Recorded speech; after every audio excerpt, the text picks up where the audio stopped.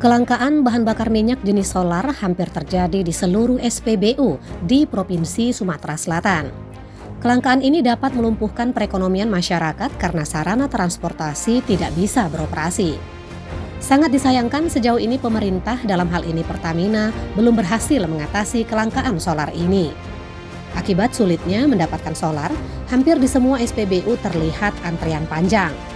Demi mendapatkan solar agar kendaraan bisa beroperasi, para sopir truk rela tidur di SPBU. Seperti yang terpantau di SPBU Indralaya yang berada di Kelurahan Indralaya Mulia, Kecamatan Indralaya atau di dekat perumahan TPI Indralaya. Dari kejauhan terlihat antrian puluhan truk memadati area SPBU hingga memakan badan jalan di dekat area pintu masuk SPBU. Menurut pengakuan Hasan, salah seorang sopir truk, mereka terpaksa menunggu bahkan sampai bermalam di SPBU demi mendapatkan solar yang masih dalam pendistribusian. Mereka terpaksa menunggu karena tangki minyak kendaraan yang mereka bawa sudah hampir habis, sementara perjalanan masih sangat jauh. Para sopir truk ini mengaku sulitnya mendapatkan solar sudah dirasakan sejak sebulan terakhir.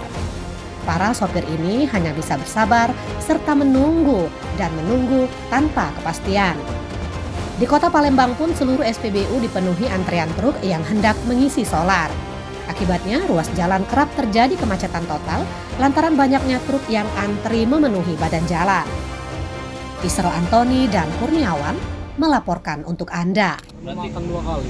Berarti ongkos lebih besar ya Pak untuk makan di sini. Ya iyalah Pak, namanya udah Ribet nginep langkan. ini kan, kita belum bergerak, jalan belum.